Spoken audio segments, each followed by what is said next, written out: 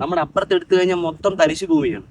അതിലൊക്കെ നമുക്ക് കൃഷി ചെയ്യാനും കുടിവെള്ളം സുലഭമായി കിട്ടാനും ഉള്ള എല്ലാ വഴികളും ഉണ്ടായിരുന്നൊരു ഡാമായിരുന്നു. അതെല്ലാം തന്നെ നിർത്തിപ്പോയി.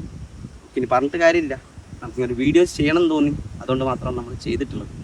ഹായ് ഗായ്സ്, ഞാൻ സുരേഷ്. നമ്മുടെ ചാനൽ പുതിയൊരു വീഡിയോയിലേക്ക് എല്ലാവർക്കും സ്വാഗതം പറഞ്ഞുകൊണ്ട് നമ്മൾ തുടങ്ങുകയാണ്. ഗായ്സ്, പാതിയിൽ നിർത്തിപ്പോയ ഒരു ഡാമിൻ്റെ പ്രവർത്തനം എന്തുകൊണ്ട് നിലച്ചു എന്നുള്ള കാരണം കണ്ടെത്താൻ വേണ്ടിയിട്ടാണ് നമ്മളിന്ന് പോകുന്നത്.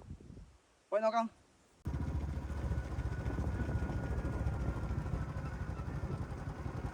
ഇതുവഴി പോയി നമ്മൾ ചുറ്റൂര് പോകും. ഇതുവഴിയാണ് നമുക്ക് പോകേണ്ടത്. നമുക്ക് ഇതുവഴി പോയി കഴിഞ്ഞാൽ വെങ്കക്കടവ് പോവാം. നമുക്ക് പോകേണ്ടത് ഇതുവഴിയാണ്.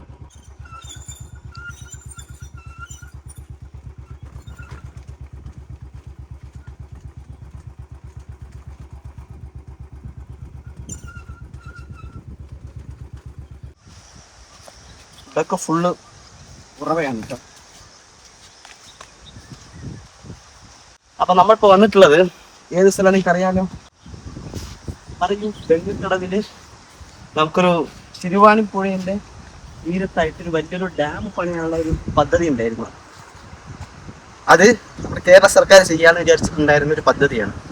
നമ്മളിവിടെ പാലം പണിത് കഴിഞ്ഞ് കഴിഞ്ഞാൽ തമിഴ്നാട്ടിലോട്ട് വെള്ളം പോകില്ല എന്നുള്ളത് കൊണ്ട് എന്ത് ചെയ്ത് പാലം പാതി വെച്ച് തന്നെ നിർത്തി. അതിൻ്റെ എക്സാമ്പിളാണ് നോക്കിയേ, കാണുന്നുണ്ടോ ഈ പാറൊക്കെ ഇതാക്കി കിടക്കുന്ന ഈ സൈഡ് നോക്കി കഴിഞ്ഞാൽ മനസ്സിലാവും. ഈ ഏരിയ അതും അങ്ങനെ തന്നെയാണ്. ഇതാ ഈ സ്ഥലം കണ്ട, ഇതൊക്കെ അതിൻ്റെ ബാക്കി ആയിട്ടുള്ള സ്ഥലങ്ങളാണ്. ഫ്രണ്ടിൽ കാണുന്നുണ്ടോ നമ്മുടെ പാറക്കെട്ട് പോലെയുള്ളത്? അതും അങ്ങനെ തന്നെ.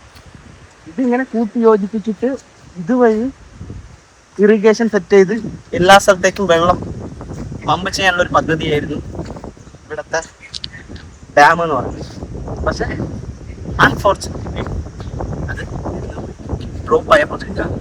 അതുകൊണ്ട് കാണിക്കാൻ വിചാരിച്ചിട്ടാണ് നമ്മൾ വന്നിട്ടുള്ളത്. ഞാൻ നേരത്തെ പറഞ്ഞ പോലെ തിരുവാണിപ്പുഴ വലിയ മഴക്കാലം ഫ്ലഡൊക്കെ വന്ന സമയത്ത് അത്രയും ഹൈറ്റിലൊക്കെ വെള്ളം കയറിയിട്ടുണ്ടായിരുന്നു എന്നുള്ളതാണ്. ഇത് വെള്ളം പോകാൻ വേണ്ടിയിട്ട് സെറ്റ് ചെയ്തിട്ടുള്ള സ്ഥലം കണ്ടോ? ഇതാ ഈ ഏരിയയാണ് ഇങ്ങനെ വെട്ടിയിട്ടുള്ള കണ്ട, അതാണ് അതിൻ്റെ അപ്പുറത്തെ സൈഡ്. സെൻട്രലായിട്ട് ഈ ഭാഗത്താണ് പുഴ വരുന്നത്. കാണുന്നുണ്ടോ? അടിപൊളി വ്യൂ ഒക്കെയാണ് സ്ഥലം. ഇതാണ് ഞാൻ നേരത്തെ കാണിച്ചത്. ശരിക്കും ഇവിടെ ഡാം വന്നിട്ടുണ്ട് എന്നുണ്ടെങ്കിൽ ഇത് വലിയൊരു ടൂറിസ്റ്റ് സ്പോട്ടായി മാറിയിട്ടുണ്ടാവും കേട്ടോ.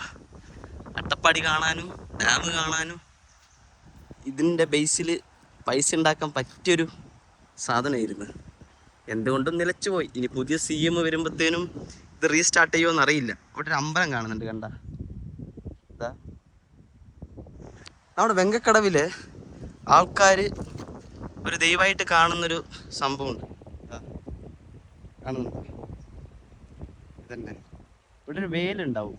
ആ വേല് കൊണ്ടുവന്ന് ഇവിടെ എവിടെയെങ്കിലുമൊക്കെ ഒളിപ്പിച്ചു, എന്നിട്ട് ഈ ദൈവം ശരീരത്തിൽ കയറിയതിന് ശേഷം തപ്പി ആ വേലെടുക്കുന്നൊരു പ്രോസസ്സും കൂടി ഈ പുഴേൻ്റെ ഒരു ഭാഗമാണ് കേട്ടോ. ഡാം നിർമ്മിക്കാൻ വേണ്ടിയിട്ട് കൊണ്ടുവന്നിട്ടുള്ള മിഷനറീസ് ആണ് നമ്മൾ ഇനി കാണാൻ വേണ്ടി പോകുന്നത്.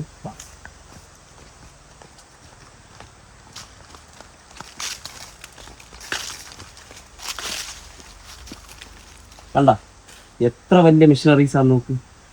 കല്ലൊക്കെ പൊടിച്ചിട്ട് മെറ്റൽ ഉണ്ടാക്കാനുള്ള സംവിധാനമാണ് തോന്നുന്നത്.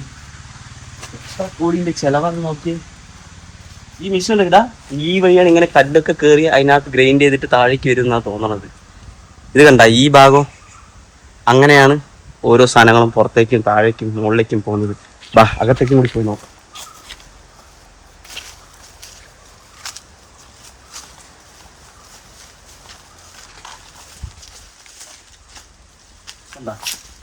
ഇത്രയും ചിലവാണ് ഇതിനകത്ത് ഉണ്ടായിട്ടുള്ളത്. ബാക്കിയുള്ള പല സാധനങ്ങളും എല്ലാവരും കൊണ്ട് വിറ്റെന്നാണ് തോന്നണത് കേട്ടാ. കണ്ട ഇതാണ് ഇതിൻ്റെ ജനറേറ്റർ റൂമൊക്കെ ആയിരുന്നു എന്ന് തോന്നുന്നു. അവിടെ ഗ്ലാസ് ഒക്കെ കിടപ്പുണ്ട്. കുറെ വാട്ടർ ടിക്കറ്റൊക്കെ ഉണ്ട്.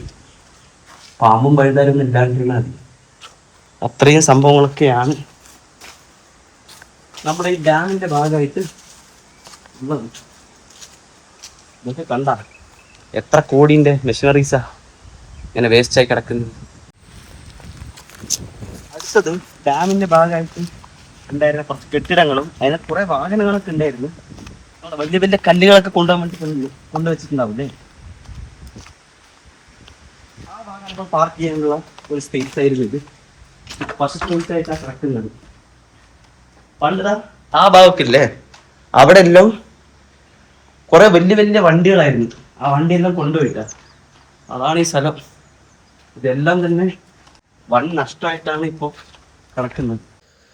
കാണുന്നുണ്ടോ എത്ര വല്ല യമണ്ടൻ വണ്ടികളൊക്കെയാണ് ചുമ്മാ കിടക്കുന്നത് നോക്ക്. ഇതൊക്കെ ഇവിടെ പണിക്കാരുടെ ഡ്രസ്സാട്ടാ. ഇതാണ് നമ്മളിപ്പോൾ കണ്ടുകൊണ്ടിരിക്കുന്നത്. സ്റ്റിയറിങ്ങും കാര്യങ്ങളൊക്കെ നോക്കുമ്പോഴത്തേനും തന്നെ ഒരു ഭീകര അന്തരീക്ഷമാണ്. കാരണം അത്രയും വലിയ വലിയ വലിയ വണ്ടികളാണ് ഇവിടെ ഉള്ളത് കേട്ടോ. കാണുന്നുണ്ടോ? ഇതൊക്കെ സൂം ചെയ്ത് കാണിച്ചു തരാം.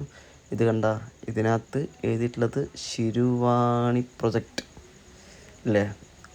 അതൊക്കെയാണ് ഇതിൻ്റെ അവസ്ഥ. അത്രയും പൈസ ചിലവാക്കിയിട്ടുള്ള ഒരു പരിപാടിയായിരുന്നു നമ്മുടെ ഈ ഡാം എന്ന് പറയണത്. അത് വരാതെ പോയതിൽ എല്ലാവർക്കും വിഷമം തന്നെയാണ്. അങ്ങനെ ഉണ്ട് എന്നുണ്ടെങ്കിൽ ഇപ്പോൾ ഇതൊരു വലിയൊരു ടൂറിസ്റ്റ് സ്പോട്ടായിട്ട് മാറിയിട്ടുണ്ടാവും. കാലിത്തൊഴുത്തായിട്ടാണ് ഇപ്പോൾ ഈ സ്ഥലങ്ങളെല്ലാം തന്നെ ഉള്ളത് എന്നുള്ളതാണ് സങ്കടകരമായ. അപ്പോൾ ഗൈസ്, ഇതാണ് നമ്മൾ ഇന്നത്തെ വീഡിയോ എന്ന് പറയുന്നത്. അപ്പോൾ ഈ വീഡിയോ എല്ലാവർക്കും തീർച്ചയായിട്ടും ഇഷ്ടപ്പെട്ടിട്ടുണ്ടാവും പ്രതീക്ഷിക്കുന്നു. ഇഷ്ടപ്പെട്ടു കഴിഞ്ഞാൽ നമ്മുടെ channel subscribe, like, share, comment ചെയ്യുക. ഇൻസ്റ്റാഗ്രാം നമ്മളുണ്ട് കേട്ടോ. Same name same activity. Wow.